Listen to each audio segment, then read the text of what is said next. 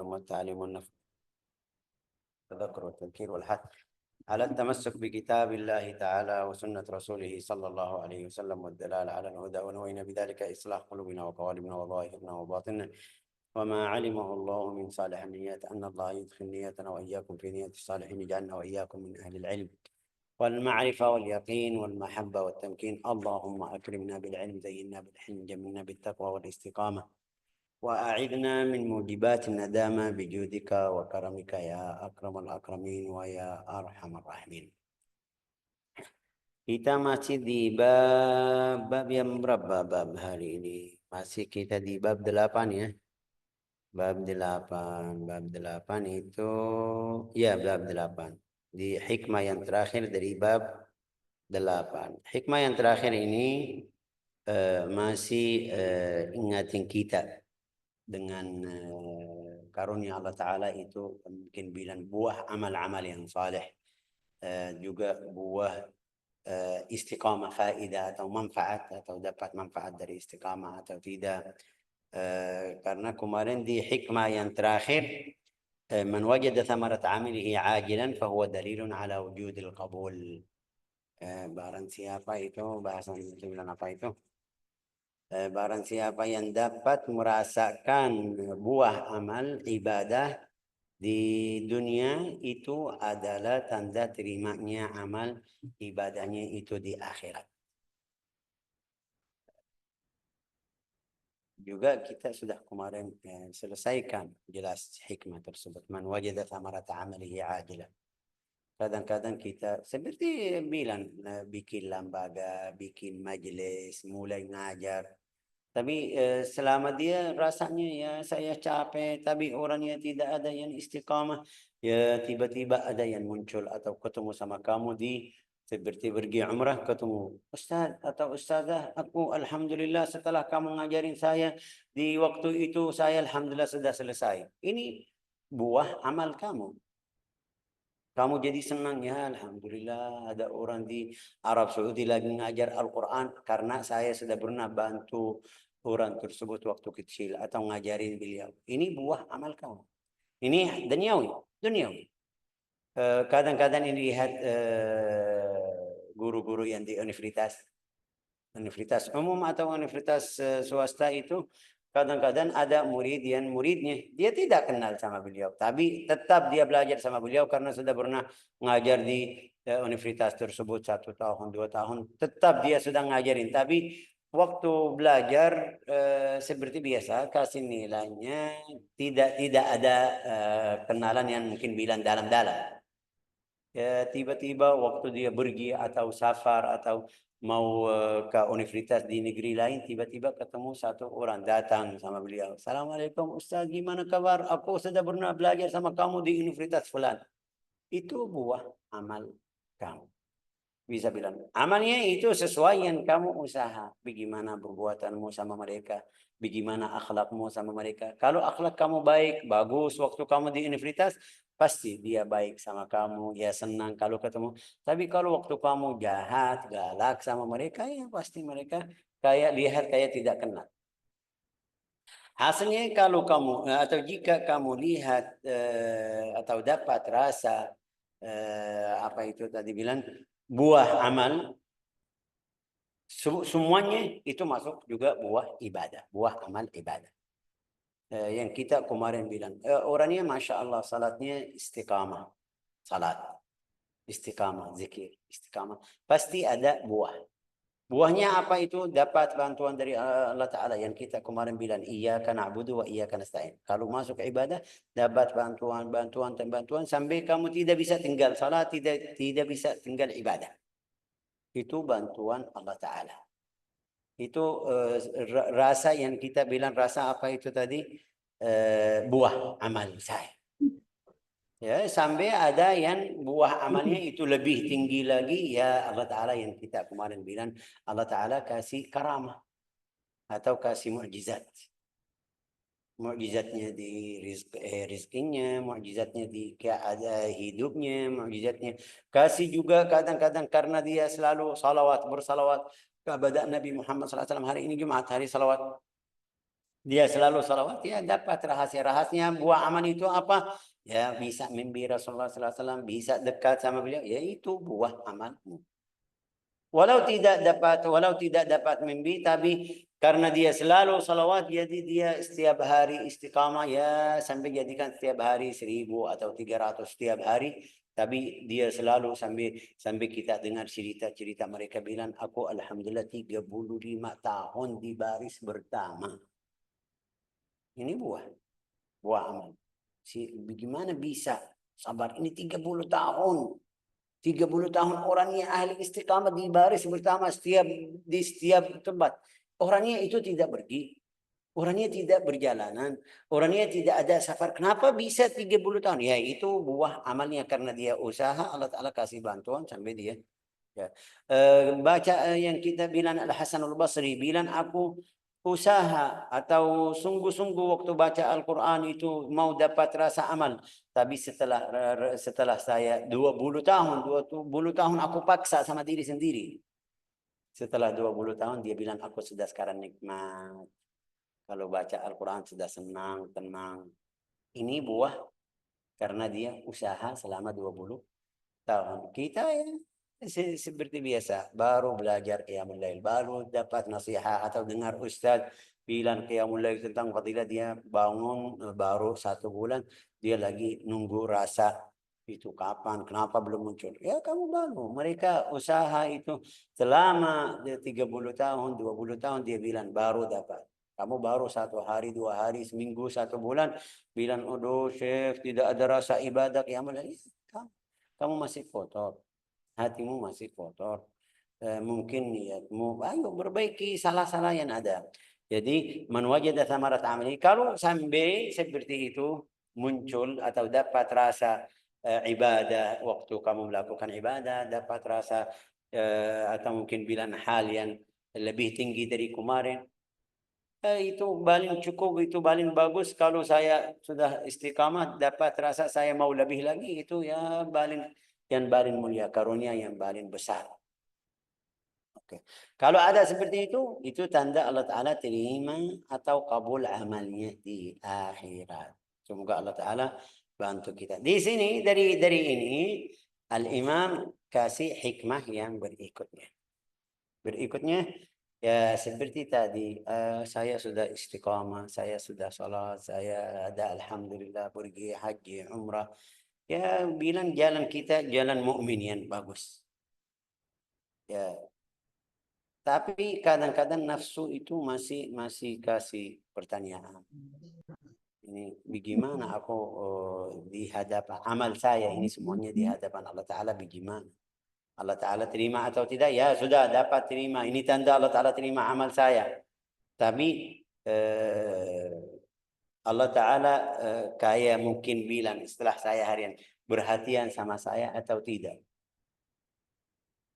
Allah Ta'ala memuliakan saya di hadapan malaikat seperti dalam hadis yang kita dengar nanti Rasulullah SAW bersabda, kalau Allah Ta'ala cinta kepada hamba, dia bilang sama Jibril, wahai Jibril, aku cinta kepada fulan. Allah Ta'ala cinta saya atau tidak? Cinta kalian kita di sini atau tidak? Ya Allah, Syekh, kalau kita bisa tahu, ya ini jawabannya yang hikmah ini. Idza aradta an ta'rif, cinta sama kamu atau tidak? Saya enggak tahu, Syekh. Karena saya sudah pernah melakukan dosa, karena saya ini masih kurang. Ya boleh, oke, itu semuanya di dalam hatimu ya betul, sahih. Tapi ada tanda atau tidak? Ya, Al-Imam Al-Athaillah mengatakan idza aradta an ta'rif qadraka 'indahu fanzur fi madza yuqimak.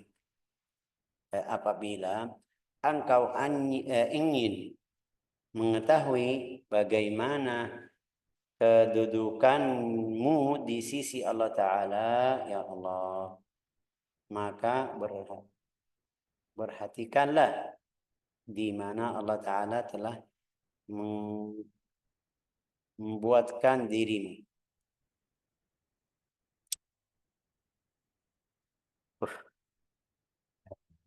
Ini mungkin bilang berat, tapi saya bisa kasih kabar gembira di sini untuk saudara yang ikut, yang belajar. kita dari tadi, dari jam 4:30 ya, mulai belajar tajwid.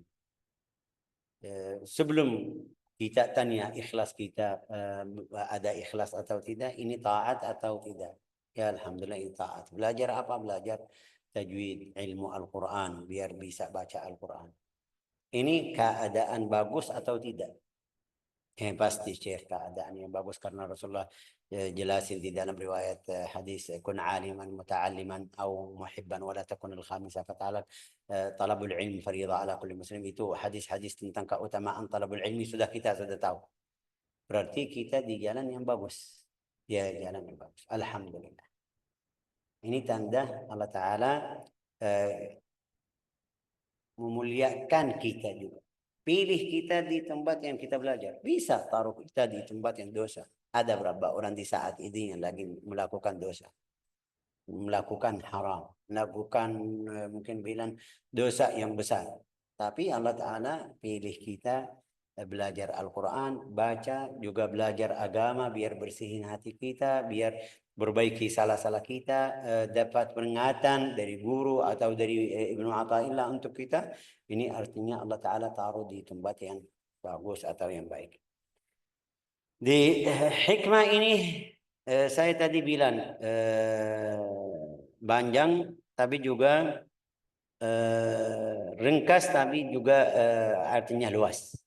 Ja'ala Allah Ta'ala bihikmatihi khalqahu ala qismain. Allah Ta'ala ciptakan manusia itu yang seperti di riwayat hadis Al-Isra wal Mi'raj.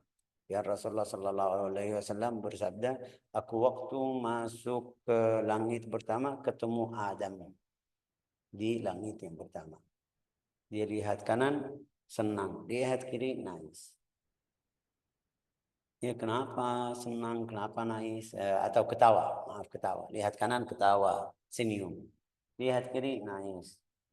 Ya, kenapa? Ya, tanya sama Jibril, ini siapa? Ini Adam. Oke, kenapa kalau lihat kanan ketawa atau senyum, kalau lihat kiri nangis? Bilang sama beliau, wahai Muhammad, itu kalau dia lihat kanan, lihat turunannya atau anaknya yang masuk surga. Jadi dia senang. Lihat kiri itu lihat turunannya atau anaknya atau zuriatnya yang nanti masuk neraka. Jadi nangis. Semuanya. Oke, berarti ciptaan Allah Ta'ala atau Allah Ta'ala cipta manusia dua macam. Itu yang orang beruntung, ahli surga, orang saleh, ahli ibadah, orang ya walhasil beruntung. Sama lawannya yang ahli yang rugi atau yang ahli neraka. Terus orang yang ahli neraka satu macam, tapi orang beruntung juga itu dua macam. Mungkin ini semuanya yang di surat yang kita baca di surat Al-Waqi'ah. Ashabul yamin ma ashabul yamin, juga ashabul maimanati ma ashabul maiman. Ashabul maimanah arah kanan, ashabul masy'amah arah kiri. Terus tapi bagiannya itu jadi tiga. Nanti di akhir surat Al-Waqi'ah jelasin. Fa amma in kana minal muqarrabin. Itu yang kanan ashabul yamin. Wa amma fa ashabul yamin fi sidrin maqdud wa talhin mamdud wa dhillin mamdud wa ma'in maskub wa fakihatin katsiratin la maqtu'atin wa la mamnu'a furushin marfu'ah. Inna insya'nahunna insya'a faja'alnahunna nakara. Habis itu wa ashabus shimal ma ashabus shimal fi samumin wa hamim. Ya, wasabiqun. Tapi sebelum ini semuanya as-sabiqun. Itu orang yang paling tinggi makamnya. Tiga, aslinya dua, ahli surga, ahli neraka. Tapi di ahli surga ada yang makamnya tinggi, ada yang makamnya bawah. Di akhir surat Al-Waqi'ah kita baca fa amma in kana min ashabil yamin fasalamun laka min ashabil wa amma in kana من المكذبين الضالين فنزل من حميم وتصلة الجحيم. أما إن كان من المقربين فروح وريحان من المقربين فروح وريحان. Habis itu in kana min ashabil yamin di bawahnya. Habis itu yang ketiga itu amma in kana min al-mukadzibin ad-dallin. Jadi Allah Ta'ala cipta hambanya itu dua macam. Beruntung, orang beruntung atau bilang orang iya beruntung sama lawannya itu orang rugi atau mungkin bilang yang sial amalnya sial syaqi. Juga al-muqarrabin itu atau orang beruntung itu ada dua macam. Al-muqarrabin dan ashabul yamin. Ahlu yaminin wa muqarrabin wa humus sabiqun. Ahlu yamin, ashabul yamin, ma ashabul yamin wa al-muqarrabun. Wa humus sabiqun itu as-sabiqun, as-sabiqun ulaika al-muqarrabun. As-sabiqun itu orang yang berlomba, musabaqah. Sabiqu ila maghfirah. Sari'u, orang yang dia dapat atau faham sesuatu hukum syar'i dia langsung melaksanakan, atau dapat fadilah atau tentang amal yang baik dia langsung mulai. Itu namanya as-sabiqun. Segera. Tidak bilang oh coba dulu bagaimana, lihat ini, enggak. Dapat dia belajar sesuatu seperti yang kita belajar tuh keutamaan fadilah, baca zikir atau baca Al-Quran, dia selalu mulai. Cepat itu as-sabiqun. Derajatnya juga ya kita belajar, kadang-kadang kita tanya, cari di tanyaan itu biar dapat kemudahan sedikit. Orang yang seperti ini di ashabul yamin. Tapi orang yang lihat yang paling keras, yang paling kuat untuk amal saya, ya dia pilih yang paling aman, itu masuk as-sabiqun. Syekh itu ada fulan bilang ini boleh, tapi satu, yang kedua, tiga, empat, lima mereka tidak bilang tidak boleh. Sekarang saya ikut yang mana? Ya, mau fatwa as-sabiqun atau mau fatwa ashabul yamin? Ya, saya mau fatwa as-sabiqun. Ashab as-sabiqun, kamu ikut yang bilang tidak boleh karena ada masalah. Mau fatwa ashabul yamin, ini orang alim pasti dia punya dalil, pasti punya fahaman, ya mungkin ambil sesuatu. Tapi kita lihat 50 orang bilang tidak boleh, kecuali fulan bilang boleh. Nah, saya kasih contoh ya, contoh yang mungkin bilang cocok sama perbuatan kemarin, sedekah kemarin untuk saudara yang kirim ke masjid. Di dalam buku fikih Imam Syafi'i atau mungkin seluruh madhab Maliki, Hambali, Syafi'i, semuanya 4 madhab, mereka bilang kalau ada masjid kecil tidak boleh kita hancurin semuanya. Habis itu kita bangun satu yang lebih besar atau ini boleh ya sunnah ya, mau bikin masjid boleh, tapi mereka tidak boleh hancur yang kemarin sampai nggak ada rasa, nggak ada dinding atau nggak ada tempat. Terus bagaimana? Mereka harus dari kanan, dari kiri meluaskan, sisain walau satu arah dari masjid yang kemarin. Kenapa? Biar tidak hilang pahala orang yang bikin masjid kemarin. Atau cara yang paling aman, jadikan masjid ini masjid seperti bilang tempat tahfidz untuk anak kecil atau untuk salat yang biasa, masjid yang besar bikin di sebelahnya atau di tempat yang luas. Ini semuanya, hampir semuanya yang saya paham, hampir semuanya ulama bilang tidak boleh hancur masjid yang kemarin. Di Tarim Hadramaut mereka kalau mau berbaiki masjid jadi besar atau meluaskan masjid itu, mereka bikin berapa pintu. Jadi masjid yang kemarin seperti kubah di dalam. Ya, pikiran mereka apa? Biar tidak hilang pahala orang yang bikin masjid kemarin. Ya, jadi dia buka dari sini sampai masjid yang besar itu mungkin boleh tambah dari sini 10 meter, dari sini 10 meter, masjid yang itu yang kemarin di dalamnya, tapi mereka sudah bikin pintu-pintu yang kalau ada baris dari kanan mulai sampai kiri lewat di masjid yang kemarin. Karena mereka sudah bikin pintu atau jadikan seperti tiang aja. Barisnya bisa lanjut sama yang ke depan, bisa lanjut ke kiri. Ini semuanya bilang tidak boleh hancur masjid kemarin kecuali satu alim aja. Dalilnya dari mana? Maksudnya apa? Itu fatwanya itu Allah Ta'ala maha tahu niatnya, maksudnya. Ya, sekarang kita ikut yang mana? Saya sendiri tidak bisa ikut. Tidak bisa ikut satu alim. Walau ini kadang-kadang kita butuh fatwa ini, Syekh. Karena tempat masjid, apalagi ya masjid-masjid yang seperti kita di sini di Indonesia, di dalam apa itu tempatnya tidak bisa lebih, tidak bisa beli tanah, juga tidak bisa pindah ke tempat lain karena enggak ada sudah semuanya sudah rumah. dari kanan, dari kiri. Bagaimana caranya? Itu yang mungkin bilang kita butuh fatwa di sini atau butuh ikut fatwa ini, tapi ya saya tadi bilang paling banyak atau seluruh ulama bilang tidak boleh. Ini kenapa kita masuk ke situ? Biar kita lihat fatwanya al-muqarrabin sama as-sabiqun. As-sabiqun mereka biasa perhatian sama hal-hal yang ada khilaf atau mereka ambil yang paling kuat, yang paling keras, paling mungkin bilang jelas.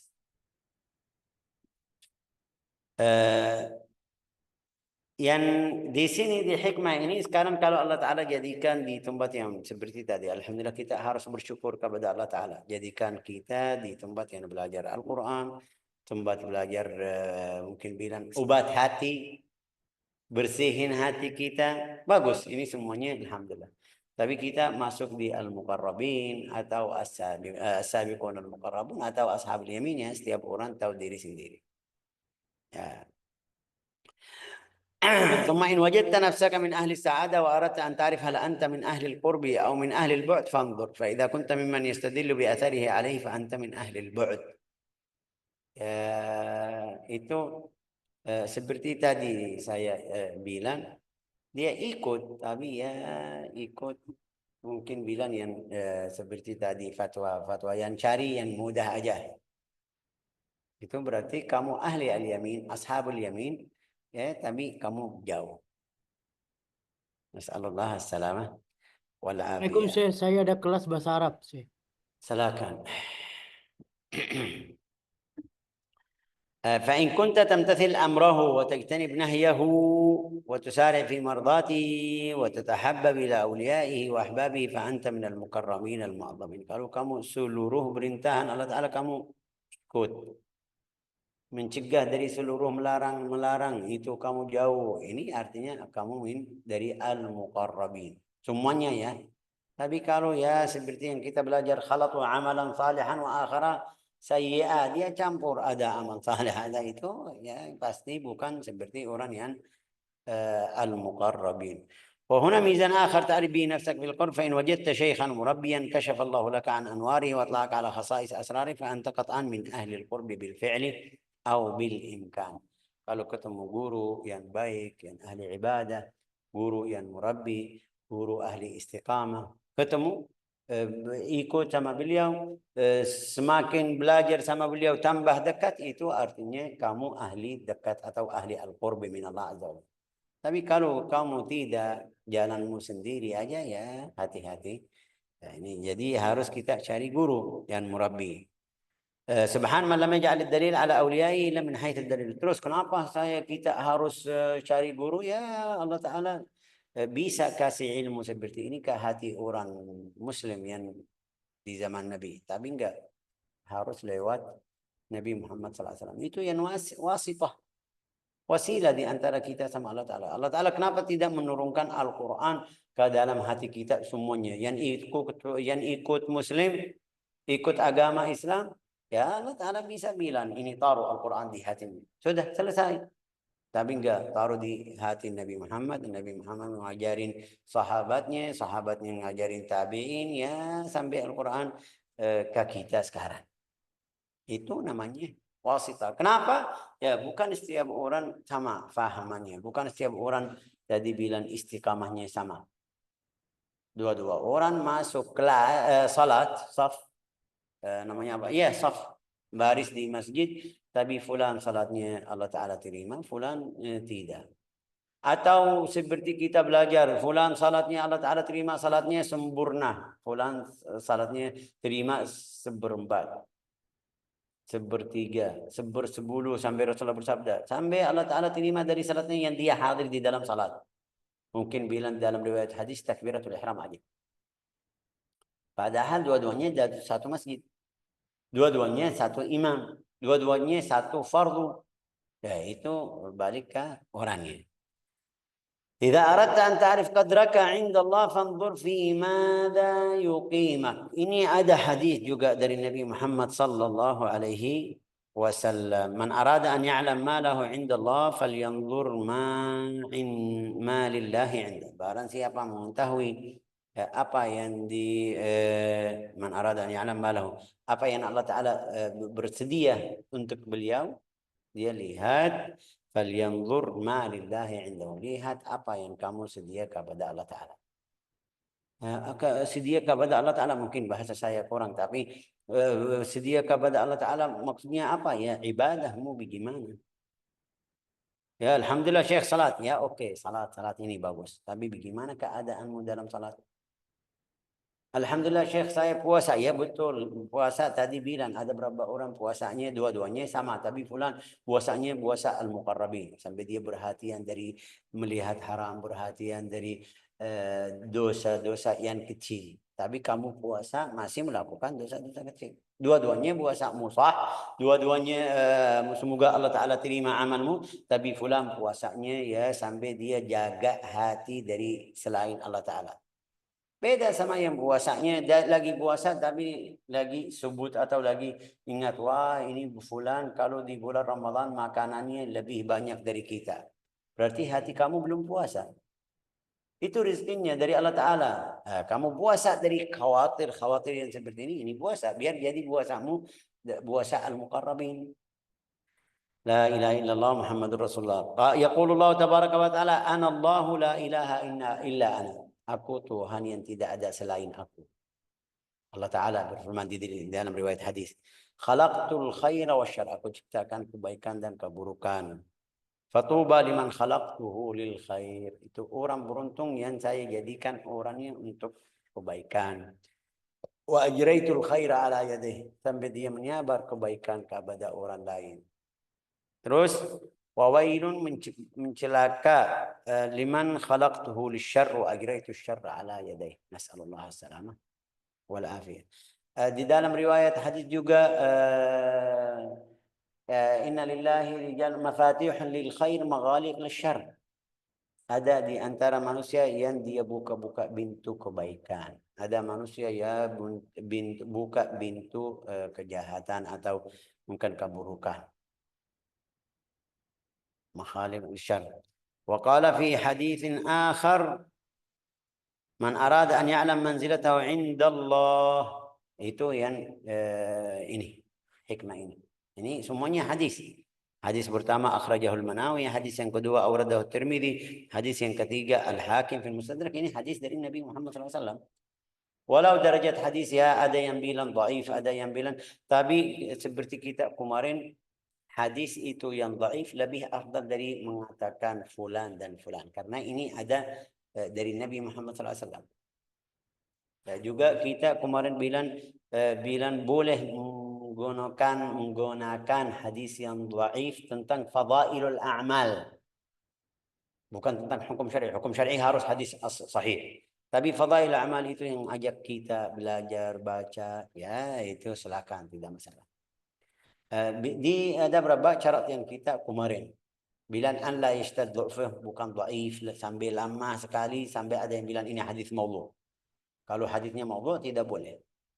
Oke, an la yu'arid, dia tidak bentruk sama hadis yang sahih. Hadis yang sahih suruh kita gini, hadis yang dhaif bilang tidak boleh. Ini artinya tidak boleh terima hadis yang dhaif. Kalau dua-duanya sahih, itu kita balik lagi ke hukum yang belajar an-nasikh wal mansukh. Ada hukum syar'i bagaimana kalau ada dua hadis bentrok. Ini suruh kita ini suruh kita tidak. Seperti hadis ziarah. Ada yang bilang tidak boleh pergi ke makam. Itu dua-duanya hadis semuanya sahih. Sampai Rasulullah jelasin. Aku sudah pernah melarang pergi ke makam.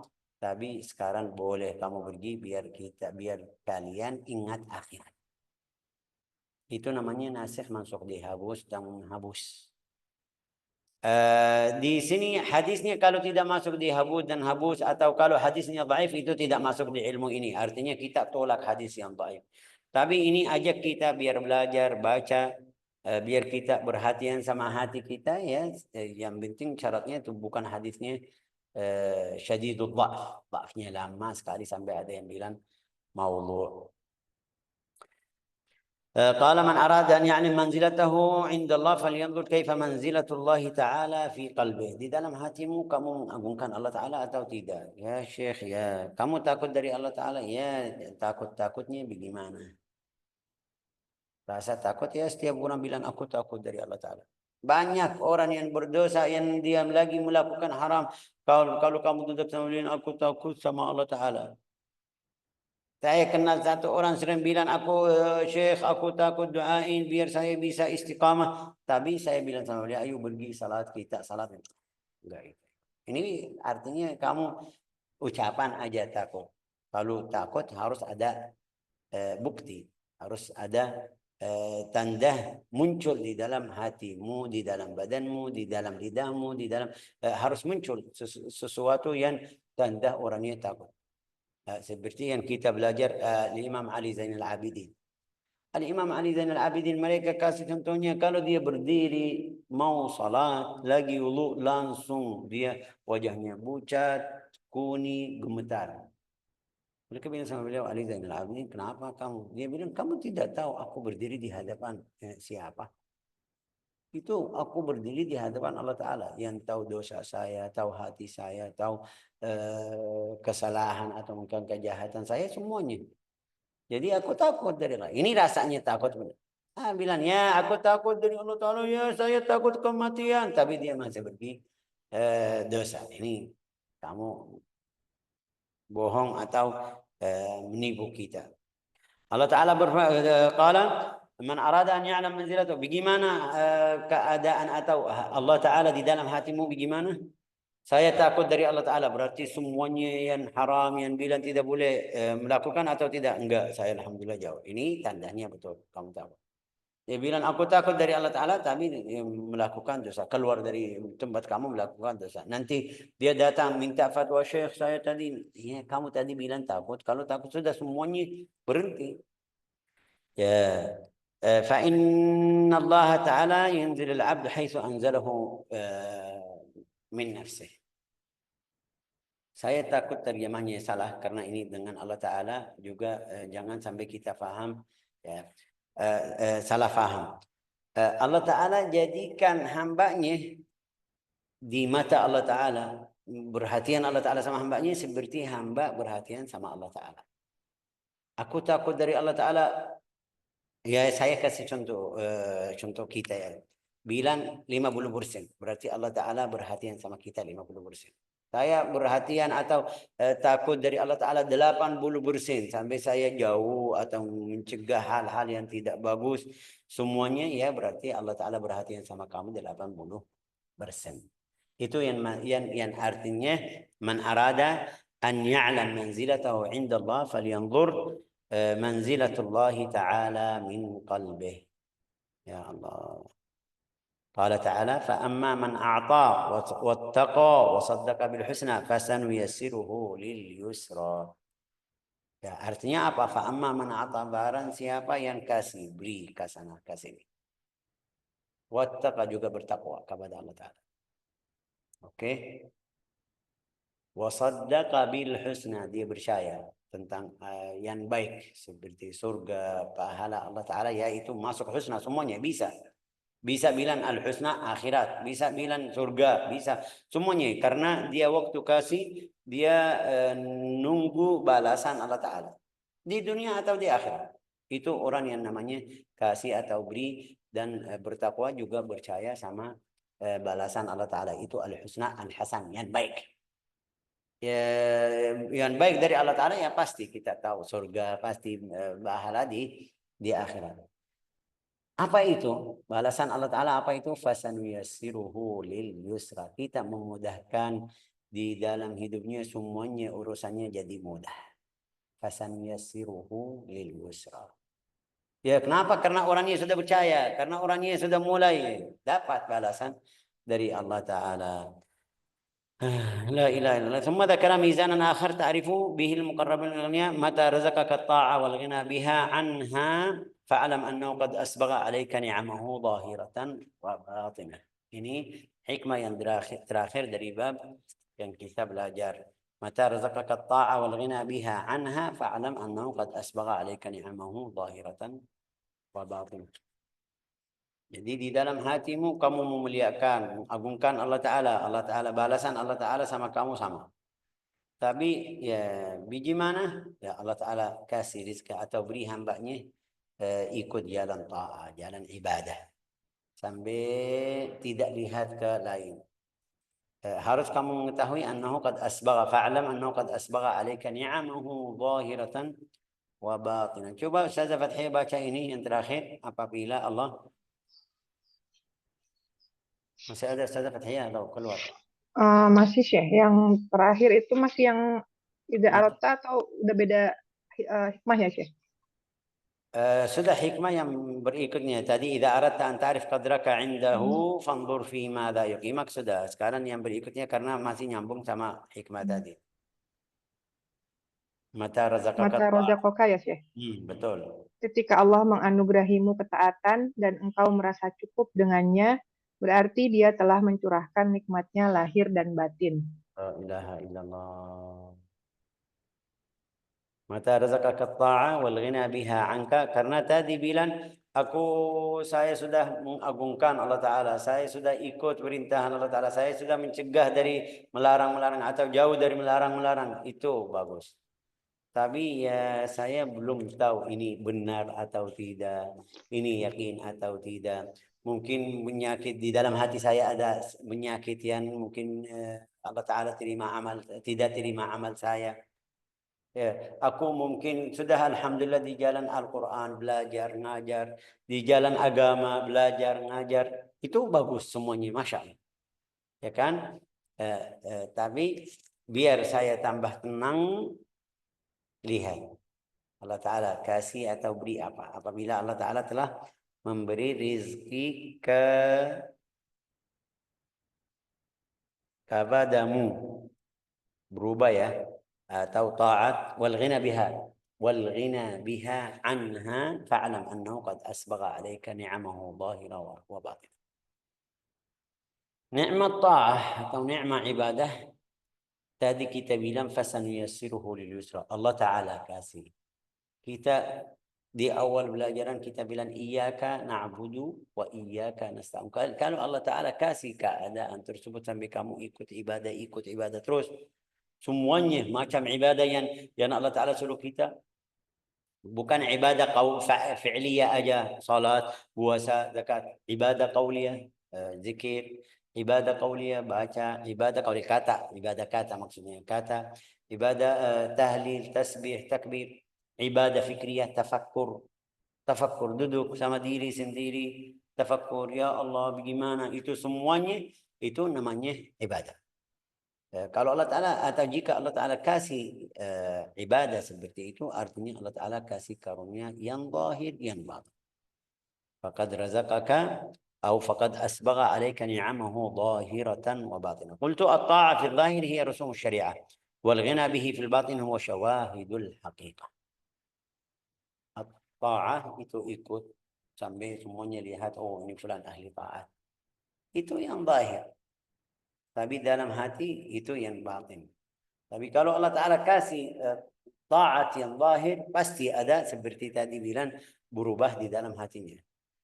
Fulan seperti cerita kadang-kadang dengar dari orang sahabat, tabi'in, dari orang munafik yang taubat.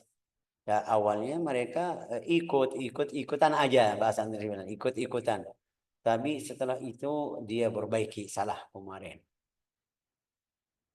Kita di antara kita di sini di zaman kita, saya pernah berkali-kali lihat atau ketemu sama beberapa orang yang mu'allaf. Dia bilang aku masuk agama Islam karena bisa nikah sama istriku aja. Berarti tidak percaya sama agama? Enggak, karena aturan Indonesia harus tidak boleh sama agama lain. Saya jadi ikut agama Islam biar bisa dapat perempuan tersebut. 1 tahun, 2 tahun, ada 5 tahun, ada yang beda-beda. Ada beda-beda. Tapi setelahnya bagaimana? Dia bilang setelahnya saya sudah terima agama Islam dari dalam hati. Itu efeknya apa? Allah Ta'ala sudah kasih bantuan ke orang tersebut. Yang pertama dia ikut agama Islam. Walau dia zahir, tapi juga kasih nikmat yang batin sampai dia bisa terima agama Islam. قال فإذا جمع لك بين الطاعة في جوارحك والغنى بها عنها في باطنك فقد أسبغ عليك أي أكمل وأطال عليك نعمه ظاهرة وباطنة.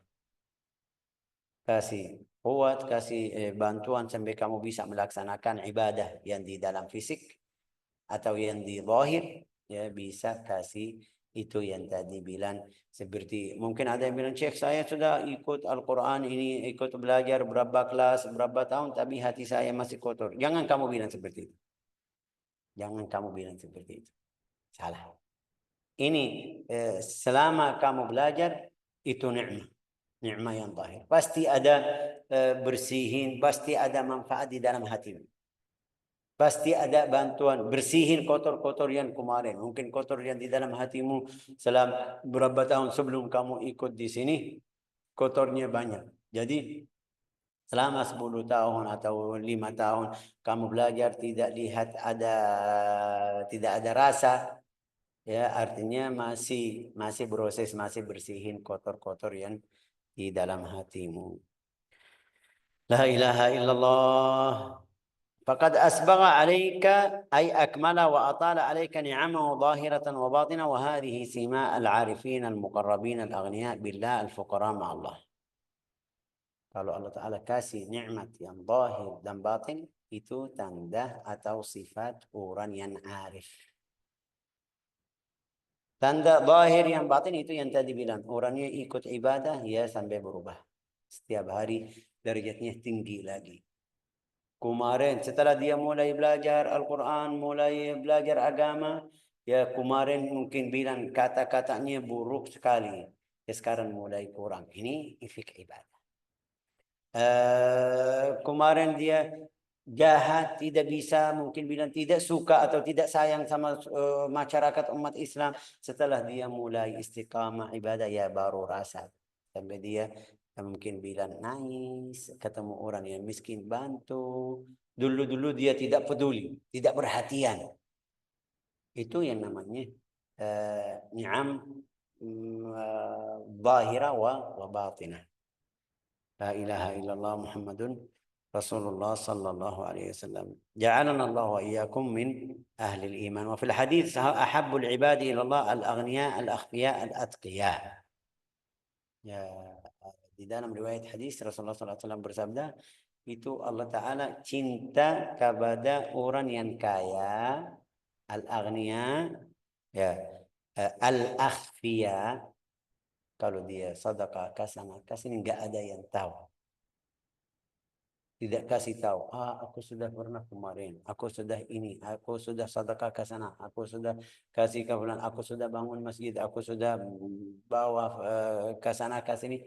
Dia ucapkan atau kasih tahu sama orang lain yang dia bantu. Ini bantuan yang betul, bagus. Allah Ta'ala, semoga Allah Ta'ala terima. Tapi kalau kamu jika bilang seperti itu, ya bahaya. Sampai mereka kasih cerita, ada satu orang yang sering pergi haji. Tapi nggak ada yang tahu. Ada guru datang ke rumahnya. Dia ajak satu orang ulama ke rumahnya. Dia datang minta sesuatu parfum ya. Bilang sama anaknya, wahai anakku, ambil botol parfum yang bukan yang dari haji tahun ini, juga bukan yang sebelumnya lagi. Ini di dalam hatinya mau apa? Mau kasih tahu sama mereka, aku sudah 3 tahun berturut-turut. Ya, ini nasallallahu alaihi wasallam masuk di riya, masuk di ujub. Orang saleh tersebut bilang sama beliau, wah ini 3 haji yang kamu tadi sebut, bukan yang ini, yang tahun ini, juga bukan tahun yang kemarin, yang sebelumnya dibilang ini 3 tahun ini kamu hangus atau pahalanya hilang. Karena kamu ucapan, kenapa kasih kata-kata seperti itu? Derajat atau maqam orang yang seperti ini atau tidak bersyukur atau tidak perhatian sama nikmat Allah Ta'ala. Jadi di sini ahabbul ibadi ilallah al-aghniya, orang kaya. Syekh kaya uang aja enggak, ada kaya diri, kaya nafsu. Ada beberapa orang kaya tapi dia masih tambah. Sampai Rasulullah bersabda, kalau anak Adam punya lembah dari emas, dia minta yang kedua. Kalau dapat yang kedua, minta yang ketiga. Minta lagi, artinya minta. Terus orang yang kaya, ya sudah kaya, sudah miliarder, tapi masih tambah lagi. Seharus bilang, aku sudah miliarder, tidak perlu capek lagi. Saya kalau makan dari uang saya setiap hari berapa juta, 50 juta tidak selesai sampai saya wafat. Tapi dia tetap masih kerja. Ya, la ilaha illallah. Jadi al-aghnia ini hatinya masih fakir, miskin. Tapi kalau enggak rezekinya cukup, walau sedikit, walau rezekinya biasa setiap hari, tapi kaya nafsu itu yang paling mulia. Tapi di sini bilang al-aghnia, al-akhfiya, al-atqiya, juga bertakwa. Orang bertakwa itu yang Allah Ta'ala cinta, orang kaya. Karena kenapa Allah Ta'ala cinta kepada itu, kasih tahu atau kasih sifat yang seperti ini? Karena dia bisa pergi kemana-mana, punya uang, mau melakukan haram, mau jahat sama orang lain, bisa. Punya duit. Tapi dia tidak ikut cara tersebut, ya Allah Ta'ala jadi cinta kepadanya. Sampai Rasulullah SAW di dalam riwayat hadis lain, laisal ghina bi kathratil ard, biar perbaiki pikiran yang tadi bilang, oh berarti Allah Ta'ala suka sama yang kaya aja, yang miskin. Enggak, bukan. Rasulullah bersabda, kekayaan itu bukan banyak harta. Dalam riwayat hadis itu rawahul Bukhari. Laisal ghina an kathratil ard, walakin al ghina ghina nafs. Kekayaan itu yang di dalam hatimu. Kita lihat orang miskin, tapi kalau kamu duduk sama beliau kaya orangnya itu kaya besar. Mau kasih enggak mau kaya. Orang yang kaya ya masih kadang-kadang itu hatinya masih pakai. Rasulullah bersabda, laisal ghina an kathratil arad. Bukan kekayaan itu punya rumah yang besar, mobil yang mewah, punya yang di rumah kamu itu bagus semuanya. Bukan itu kekayaan. Kekayaannya itu yang di dalam hati. Razaqana Allah wa iyyakum ghinan nafsi wa ghinal qalbi wal istighna 'anil nas. Semoga Allah Ta'ala jadikan kita ahli ibadah, tidak minta dari siapapun di manusia. Ya Allah, innahu akramul akramin wa arhamur rahimin walhamdulillahi rabbil alamin. Ya, saya lupa. Tidak perhatian sama waktunya sudah jadi